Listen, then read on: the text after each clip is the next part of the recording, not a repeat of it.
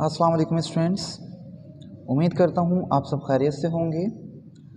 आज हम chapter number 12 की सेकंड प्रॉब्लम लेकर आए हैं। सिंध बोर्ड के मुताबिक चैप्टर नंबर 12 इलेक्ट्रोस्टैटिक, उसकी सेकंड प्रॉब्लम को आज हम सॉल्व करेंगे। प्रॉब्लम पढ़ लेते हैं स्टूडेंट्स।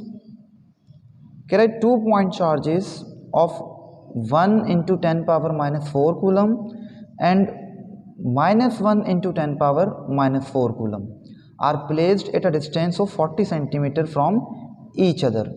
कह रहे दो चार्जेस हैं आपके पास, एक पॉजिटिव नेचर का है और एक नेगेटिव नेचर का है, जबकि दोनों का मैग्नीट्यूड बराबर है। तो ये दोनों चार्जेस जो हैं वो रखे हुए हैं 40 सेंटीमीटर के फासले पे।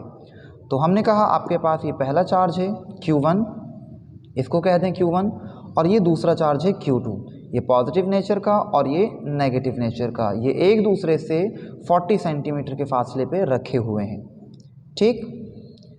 A charge of positive 6 10⁻⁻ coulomb is placed Midway between them.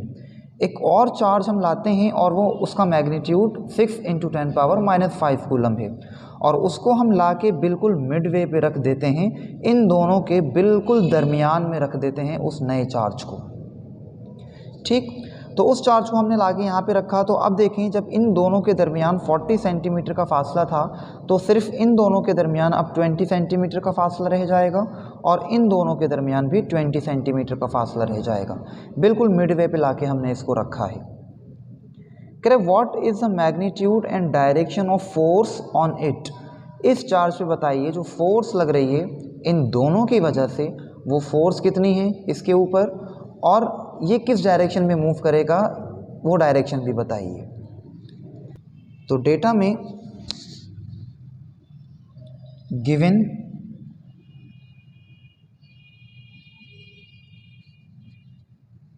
हमें Q1 का मैग्नीट्यूड दिया गया है, Q2 का मैग्नीट्यूड दिया गया है, और जो थर्ड चार्ज हम ला के रखेंगे दरमियान में उसका मैग्नीट्यूड भी दिया है।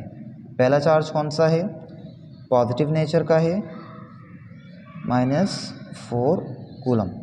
दूसरा चार्ज वो भी सेम मैग्नीट्यूड का है, और तीसरा चार्ज भी पॉजिटिव नेचर का है, 6 10⁻⁻5 कूलम। देखिए ये पॉजिटिव नेगेटिव पॉजिटिव, ये हमें सिर्फ नेचर बता रही है कि ये पॉजिटिव नेचर और ये नेगेटिव नेचर का है। तो यहाँ पे हम ये पॉजिटिव और नेगेटिव साइन को सॉल्यूशन में इस्तेमाल नहीं करेंगे, वो हमें सिर्फ पता चल जाएगा इनको देखकर ही कि ये अट्रैक्शन होगी या रिपल्जन होगी। ठीक है स्टूडेंट्स। मज़ीद इसके अलावा आपको दिया गया है फासला। फासला मैं लिख लेता हूँ 1 और 3 चार्ज के दरमियान, 1 और 3 चार्ज के दरमियान, और इसी तरह 3 और 2 चार्ज के दरमियान कितना है? 20 सेंटीमीटर, और इसको आप लिख सकते हैं 0.2 मीटर। फाइंड करना है स्टूडेंट्स, फाइंड हमने करना है स्टूडेंट्स फोर्स, कि इस चार्ज के ऊपर फोर्स कितनी लग रही है। ठीक है। सॉल्यूशन, बल्कि उससे पहले फॉर्मूला लिख लेते हैं।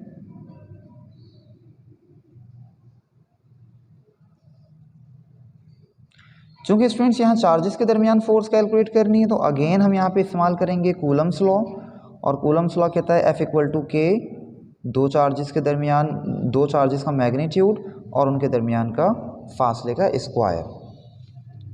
अब स्टार्ट करते हैं सॉल्यूशन।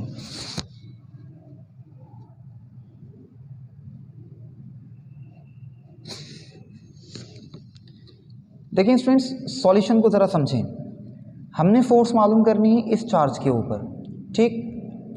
तो हम पहले इन दो चार्जेस के दरमियान फोर्स मालूम करेंगे, मतलब पहले हम मालूम करेंगे Q1 कितनी फोर्स लगा रहा है इसके ऊपर, और फिर हम मालूम करेंगे कि Q2 कितनी फोर्स लगा रहा है इसके ऊपर। ठीक। तो Q1 इसके ऊपर जो फोर्स लगाएगा उसको हम कह देते हैं F31, force on charge 3 due to charge 1, और ये जो फोर्स लगाएगा Q2 इसको हम कह देते हैं force on charge 3 due to charge 2। तो ये दोनों फोर्सेस हमने पहले मालूम करनी है कि ये कितनी फोर्स लगा रहा है और फिर ये कितनी फोर्स लगा रहा है, और फिर इनकी टोटल फोर्स हम मालूम कर लेंगे। देखिए स्टूडेंट्स, यहाँ ये भी पॉजिटिव है, ये भी पॉजिटिव है, तो ये इसको रिपेल करेगा इस तरफ, तो ये इस पे फोर्स लगाएगा इस डायरेक्शन में, क्योंकि आपने एक चीज़ शायद नोट की हो यहाँ पे कि ये दोनों चार्जेस जो हैं उनका मैग्नीट्यूड ज़्यादा है और ये वाला जो चार्ज है उसका मैग्नीट्यूड कम है। आप यहाँ देखें कि जो Q1 और Q2 है ये पावर -4 है और ये जो मिडवे वाला चार्ज है इसका पावर -5 है। तो -4 वाले चार्ज का मैग्नीट्यूड ज़्यादा होगा या -5 वाले का? तो जाहिर है -4 वाले जो चार्जेस हैं उनका मैग्नीट्यूड ज़्यादा है और -5 वाला जो है इसका मैग्नीट्यूड कम है। तो ये कम मैग्नीट्यूड का चार्ज है, बाकी ये दोनों बड़े चार्जेस हैं। तो जाहिर है जब इनके दरमियान रिपल्जन होगी तो ये वाला चार्ज, जो छोटा वाला चार्ज है, वो मूव करेगा, ये वाला मूव नहीं करेगा, ये अपनी जगह रहेगा। ठीक इसी तरह ये पॉजिटिव और ये नेगेटिव, इनके दरमियान होगी अट्रैक्शन, मतलब ये वाला चार्ज पकड़ के इसको अपनी तरफ खींच लेगा। अगेन ये चार्ज इधर नहीं आएगा बल्कि ये वाला चार्ज उधर जाएगा, क्योंकि ये हल्का है, ये भारी है।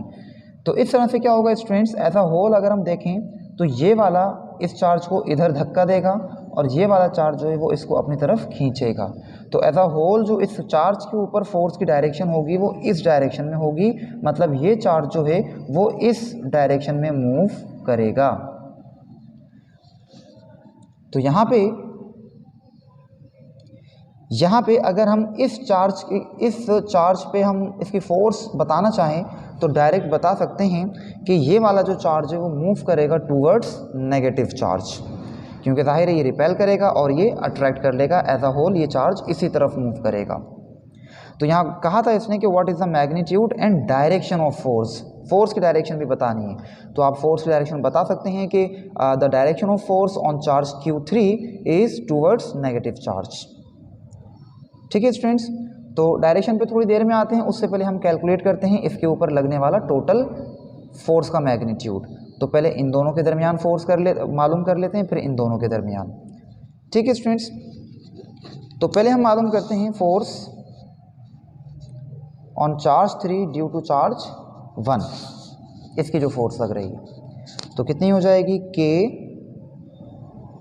Q1 Q3, यही दोनों चार्जेस आ जाएंगे, अपॉन में इन्हीं के दरमियान के फासले का स्क्वायर आ जाएगा, R13 का स्क्वायर।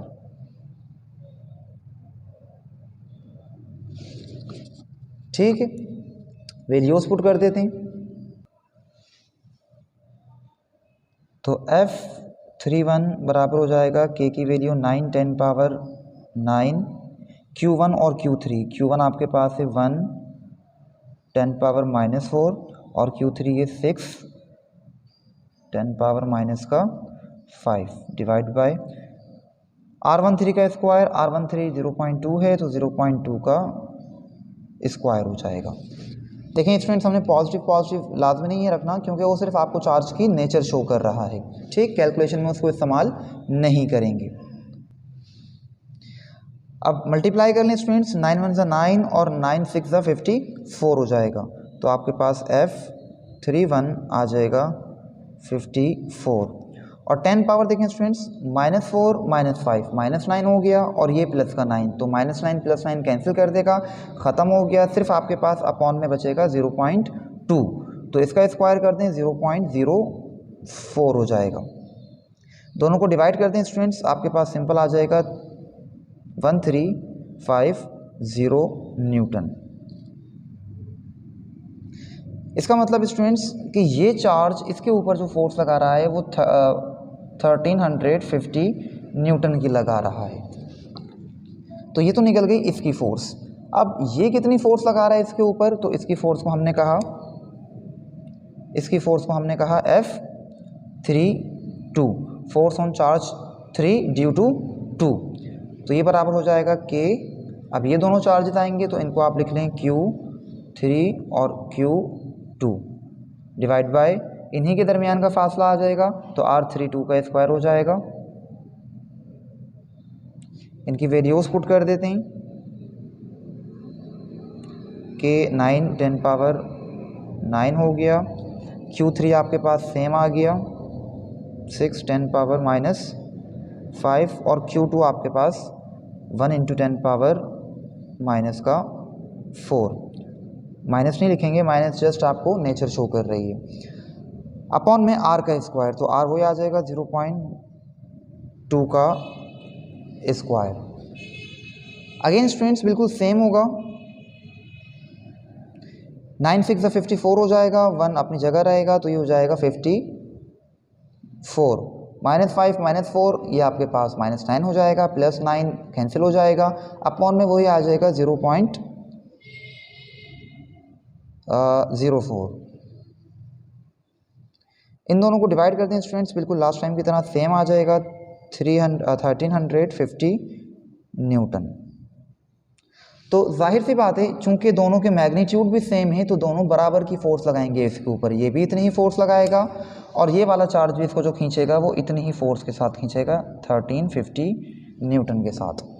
ठीक, तो स्टूडेंट्स अब हमने मालूम करनी है इसके ऊपर नेट फोर्स, ये आपका Q1 Q2 और ये Q3। तो अब Q3 पे नेट फोर्स कितनी लग रही है वही हमने कैलकुलेट करनी है। तो देखिए स्टूडेंट्स एक तो सिंपल सा ही तरीका है आपके पास ना कि दोनों फोर्सेस की डायरेक्शन चूंकि सेम है, एक ही डायरेक्शन में है, तो आप दोनों फोर्सेस को उठा के ऐड कर दें। तो वही मैंने यहाँ लिखा है कि अब आप चूंकि नेट फोर्स मालूम करने जा रहे हैं तो F31 और F32 को ऐड कर देंगे।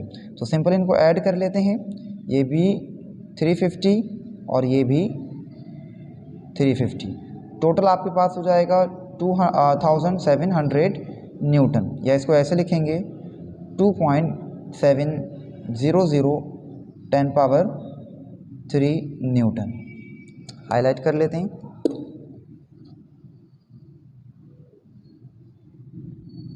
तो स्टूडेंट्स ये फोर्स लग रही है आपकी टोटल नेट फोर्स इस चार्ज के ऊपर due to these two charges. लेकिन देखें इन दो फोर्सेस को जो आपने सिंपल ऐड किया है वो सिर्फ इसी सिचुएशन में कर सकते हैं, याद रखिएगा, क्योंकि फोर्सेस जो हैं वो वेक्टर्स होती हैं और वेक्टर को आप सिंपली ऐड नहीं कर सकते। ये सिर्फ ये स्पेशल केस था जिसमें दोनों फोर्सेस की डायरेक्शन सेम थी, तो इस डायरेक्शन में तो आप इनको सिंपली ऐड कर सकते हैं। लेकिन अगर इनकी डायरेक्शन सेम ना होती तो फिर हम इसको जो ऐड करते दोनों फोर्सेस को वो वेक्टर का फॉर्मूला इस्तेमाल करके करते। ठीक, तो यहाँ भी मैं आपको उस तरीके से भी इनको ऐड करवा देता हूँ, क्योंकि वो फिर नेक्स्ट प्रॉब्लम में, प्रॉब्लम 3 में हम उसी तरह से इनको ऐड करेंगे। तो मैं आपको वो तरीका भी बता देता हूँ कि आप इस चार्ज के ऊपर नेट फोर्स एक्चुअल जो मेथड है वो किस तरह से मालूम करेंगे, वो ये फॉर्मूला इस्तेमाल करेंगे। आपको याद होगा वेक्टर्स को ऐड करने का एक फॉर्मूला हमने पढ़ा था वेक्टर्स में कि पहली फोर्स का स्क्वायर, दूसरी फोर्स का स्क्वायर +2 पहली फोर्स दूसरी फोर्स और इनके दरमियान का एंगल। तो ये फॉर्मूला था जो हमने वेक्टर्स में पढ़ा था। ठीक, एक्चुअल में ये फॉर्मूला इस्तेमाल करेंगे यहाँ इन दो फोर्सेस को ऐड करने के लिए, और आगे जहाँ भी फोर्सेस को ऐड करने की ज़रूरत पड़ेगी वो हम इसी फॉर्मूले से करेंगे। ठीक स्टूडेंट्स, तो इसको हम अपनी टर्म्स में लिख लेते हैं इस फॉर्मूले को। हमारे पास जो पहली फोर्स है वो कितनी है, 3 1 के 3 पे जो फोर्स लग रही है 1 की वजह से 3 1 ये रही, और दूसरी फोर्स कितनी है 3 2, तो इन दोनों का स्क्वायर हो जाएगा +2 पहली फोर्स दूसरी फोर्स और इन दोनों के दरमियान का एंगल आ जाएगा। सॉल्व कर लें इसको, इसकी वैल्यूज़ पुट करें पहले। 3 1 कितना है स्टूडेंट्स, ये जो फोर्स निकली वो भी 1350 है, इसका स्क्वायर हो जाएगा, और दूसरी भी 1350 निकली है, इसका भी स्क्वायर, 2 1350 और कॉस का एंगल। तो इन दोनों फोर्सेस के दरमियान एंगल कितना है स्टूडेंट्स, जाहिर है दोनों पैरेलल हैं, तो कॉस का एंगल कितना हो जाएगा, cos 0।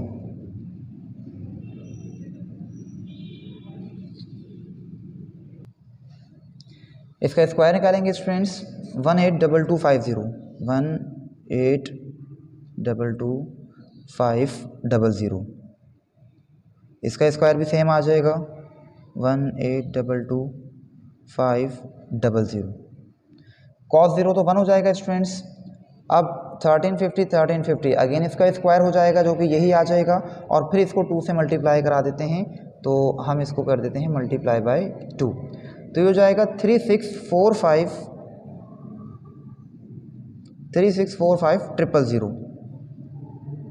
cos 0 निकाल के इन तीनों को मल्टीप्लाई करा दें, आपके पास ये वैल्यू आ जाएगी। अब क्या करेंगे, इन तीनों को ऐड करके इसका स्क्वायर रूट निकाल लें। स्क्वायर रूट निकालने के बाद स्टूडेंट्स ये हो जाएगा 2700 न्यूटन, ठीक। या इसको ऐसे भी लिख लें अगेन 2.700 10³ न्यूटन। तो इसको आप इस मेथड से करें तो ज़्यादा बेहतर है, क्योंकि आगे भी जो है वो हमारे पास यही मेथड इस्तेमाल होगा जब हमने दो फोर्सेस को ऐड करना होगा।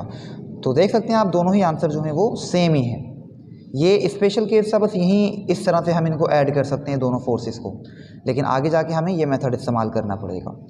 ठीक है स्टूडेंट्स, तो फाइनली इसका हम रिजल्ट लिख लेते हैं।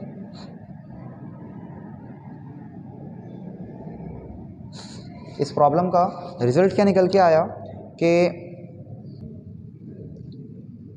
The net force on charge Q3 due to charge Q1 and charge Q2 is 2.700 10³ newton. जो नेट फोर्स लग रही है Q3 पे Q1 और Q2 की वजह से वो इतनी लग रही है। And the charge Q3 will move towards negative charge. और नेगेटिव चार्ज कौन सा है, Q2। तो हमने यहाँ पे डायरेक्शन भी बता दी, मैग्नीट्यूड भी बता दिया और डायरेक्शन भी बता दी कि ये जो चार्ज है Q3 वो इन दोनों फोर्सेस की वजह से किस तरफ मूव करेगा, Q2 चार्ज की तरफ मूव करेगा, नेगेटिव चार्ज की तरफ मूव करेगा।